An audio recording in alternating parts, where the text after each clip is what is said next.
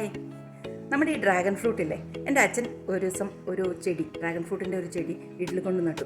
അപ്പോൾ ഞാൻ സത്യം പറഞ്ഞാൽ അച്ഛനെ കളിയാക്കി, ഇതൊന്നും ഇവിടെ പിടിക്കത്തില്ല, ഇതൊക്കെ ഇമ്പോർട്ടഡ് ആയിട്ടുള്ള ഫ്രൂട്ട്സാണ് എന്നൊക്കെയാണ് ഞാൻ വിചാരിച്ചിരുന്നത്. ഞാൻ ഒരിക്കലും വിചാരിച്ചില്ല കേട്ടോ അത് നമ്മുടെ നാട്ടിൽ കായ്ക്കുന്നൊക്കെ. അപ്പോൾ ഞാൻ പല ആർട്ടിക്കിൾസൊക്കെ വായിച്ചിട്ടുണ്ട്, ചില സ്ഥലത്ത് പത്തനംതിട്ട ആ ഒരു ഏരിയയിലൊക്കെ ധാരാളം ഡ്രാഗൺ ഫ്രൂട്ട് ഇങ്ങനെ ഉണ്ടാകുന്നുണ്ട്. ഇവിടെ ഉള്ളത് നന്നായിട്ട് ആളുകൾ കർഷകരത് വിറ്റ് നല്ല പൈസയൊക്കെ ഉണ്ടാക്കുന്നുണ്ടെന്നൊക്കെ ഞാൻ വായിച്ചിട്ടുണ്ട്. പക്ഷേ എൻ്റെ വീട്ടിലതുണ്ടാവുമെന്ന് ഞാൻ ഒരിക്കൽ പോലും വിചാരിച്ചില്ല. അപ്പം ഞാൻ പറഞ്ഞു വന്നത് നിങ്ങൾക്ക് മനസ്സിലായില്ലേ, എൻ്റെ വീട്ടിലുണ്ടായി ഡ്രാഗൺ ഫ്രൂട്ട്. അപ്പോൾ അതിൻ്റെ ആ ഒരു കുഞ്ഞു കുഞ്ഞ് സ്റ്റേജസ് ഞാൻ ഓരോന്നും ഇങ്ങനെ വീഡിയോ എടുത്ത് വയ്ക്കുമായിരുന്നു. ആ ഒരു ക്യൂരിയോസിറ്റി, ഒരു രസം കൊണ്ടിട്ട്. അപ്പോൾ അതെല്ലാം കൂടെ ക്ലബ് ചെയ്തിട്ട് ഒരു വീഡിയോ ആണ് ഇന്നത്തേത്. പിന്നെ പണ്ട് ഞാൻ ഡ്രാഗൺ ഫ്രൂട്ടൊക്കെ ഇങ്ങനെ നമ്മൾ വഴിയിൽ കാണുമ്പോൾ ആ ഒരു കളറ്, എനിക്ക് എന്താ പറയുക, ബീട്രൂട്ടിൻ്റെ കളറുള്ള ഡ്രാഗൺ ഫ്രൂട്ട് കാണാൻ ഭയങ്കര ഇഷ്ടമായിരുന്നു. അപ്പോൾ 1-2 പ്രാവശ്യം ഞാൻ വാങ്ങിച്ചിട്ട് ഞാൻ വെറുതെ അത് ജ്യൂസ് അടിച്ച് കുടിച്ചു. അപ്പോൾ എനിക്ക് വലിയ ടേസ്റ്റ് ഒന്നും തോന്നിയിട്ടില്ല കേട്ടോ, സത്യം പറഞ്ഞാൽ. അതിന് ഞാനത് വാങ്ങിക്കാറുമില്ല.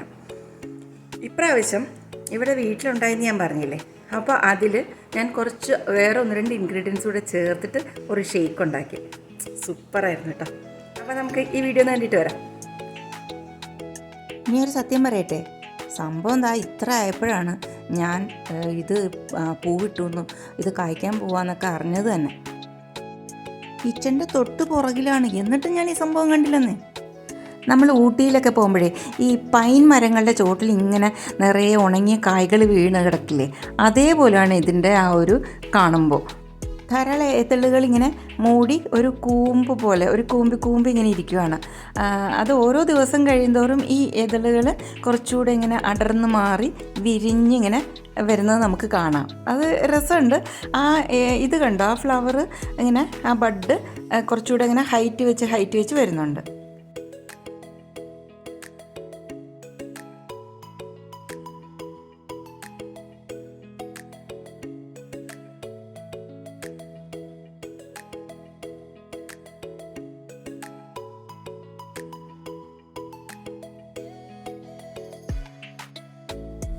ഇതേ നോക്കിയേ, നല്ല ഹൈറ്റായില്ലേ, നല്ല പൊക്കം വെച്ചു, നല്ല നീളം വെച്ചു.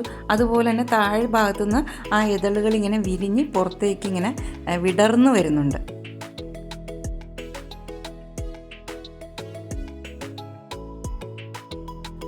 രാവിലത്തെ ആ ഒരു ഇളം വെയിൽ ഇതിലേക്ക് ഇങ്ങനെ അടിക്കുമ്പോൾ നല്ല ഭംഗിയില്ലേ കാണാനായിട്ട്.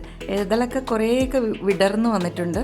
നല്ലൊരു ഗ്ലോസി ഫിനിഷ്, നല്ല തിളക്കമാണ് അതിൻ്റെ ആ ഒരു പെറ്റൽസൊക്കെ കാണാൻ.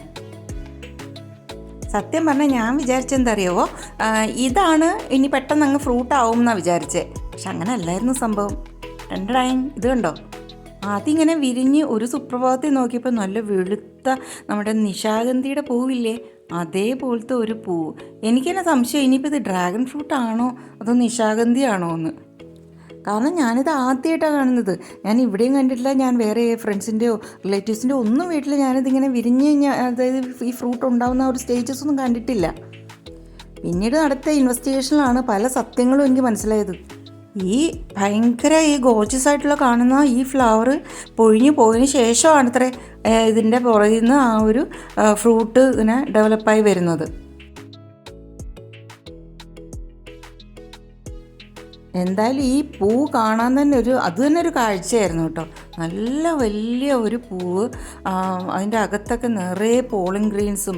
ഇത് വിരിഞ്ഞ ഉടനെ തന്നെ നിറയെ വണ്ടുകളും തേനീച്ചകളൊക്കെ ഇങ്ങനെ വന്നിട്ട് ആ പോളിനേഷൻ നടത്തുന്നേ ആ പ്രകൃതിയുടെ ഒരു ഇതുണ്ടല്ലോ, അതൊക്കെ നമുക്ക് കണ്ടിരിക്കാൻ ഭയങ്കര അത്ഭുതമായിരുന്നു. ഈ പൂവിൻ്റെ ആ ഒരു സ്റ്റോക്കിലേക്ക് നോക്കി കണ്ടോ, ആ പൂവ് അതിൻ്റെ സ്റ്റെമ്മിലേക്ക് അറ്റാച്ച് ചെയ്യുന്ന ആ ഭാഗമില്ലേ, ദേ ഇവിടെ, അവിടെയാണ് ഈ പൂവ് പൊഴിഞ്ഞതിന് ശേഷം ഈ ഡ്രാഗൺ ഫ്രൂട്ടായിട്ട് അത് മാറും. പ്രകൃതിയുടെ അതിമനോഹരമായ സൃഷ്ടികൾക്ക് അധികം ആയുസില്ല എന്ന് പറയുന്നത് സത്യം കേട്ടോ. ഇത്രയ്ക്ക് ഭംഗിയുള്ള ഈ പൂവിന് ഒരേ ഒരു ദിവസം മാത്രമാണ് ലൈഫ്. നോക്കിയേ, നെക്സ്റ്റ് ഡേ ആണ്, കണ്ടോ, വാടി കുഴഞ്ഞു കിടക്കുന്നു. പിന്നെ അത് ഗ്രാജുവലി അതിങ്ങനെ ഉണങ്ങി അങ്ങ് മാറും, ഒഴിഞ്ഞു പോകും. അതിനുശേഷം ആ ബാക്ക് സൈഡിൽ ഞാൻ നേരത്തെ കാണിച്ചില്ലേ, അതാണ് ദേ ഇതുപോലത്തെ ഒരു ഫ്രൂട്ടായിട്ട് ഡെവലപ്പ് ചെയ്യുന്നത്. അതിൻ്റെ ഫ്രണ്ടിൽ തന്നെ ഉണ്ട് ആ ഫ്ലവറിൻ്റെ ആ ഉണങ്ങിയ പോർഷൻ, കാണാമല്ലോ അല്ലേ.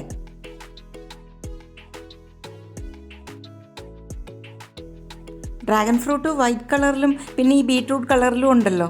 ഭാഗ്യത്തിന് എനിക്ക് ഏറ്റവും ഇഷ്ടമുള്ള ഈ കളറാട്ടോ, അത് തന്നെ വന്നു.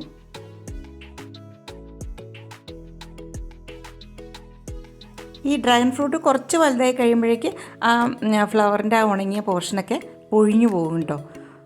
അത് കഴിഞ്ഞിട്ട് ഞാൻ നല്ല പഴുത്ത ആ ഒരു ഡ്രാഗൺ ഫ്രൂട്ട് കാണിച്ചു തരാം.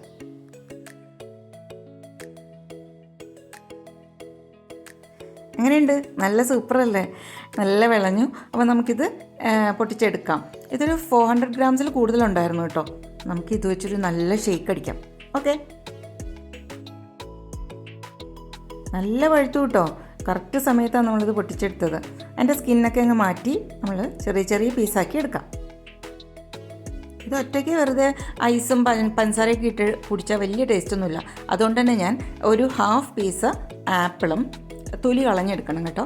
പിന്നെ അല്പം പൂവമ്പഴത്തിൻ്റെ ഒരു കുഞ്ഞ് പീസ്, ഓക്കെ, ചെറിയൊരു പീസ്, അതായത് ഒരു മീഡിയം സൈസ് പൂമ്പഴം തന്നെ എടുക്കണം കേട്ടോ. അതാണ് അതിൻ്റെ ഒരു ടേസ്റ്റ്.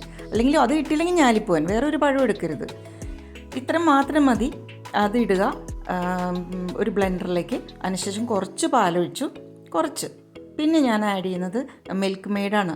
അതും ഒരു 2 ടേബിൾ സ്പൂണൊക്കെ ഞാൻ ഒഴിച്ചുള്ളൂ. അധികം മധുരം വേണ്ട നമുക്ക്. എന്നിട്ട് കുറച്ച് ഐസ് ഇട്ടിട്ട് നല്ല ആയിട്ട് ബ്ലെൻഡ് ചെയ്തെടുക്കുക. ഇത്രയേ ഉള്ളൂ സംഭവം. എൻ്റെ ഒരു കളർ നോക്കി, എന്താ കളറല്ലേ!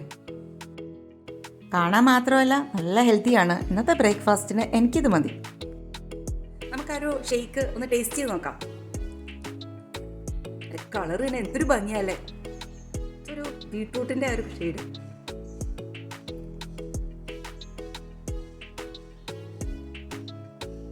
അസാധ്യ ടേസ്റ്റാണ്.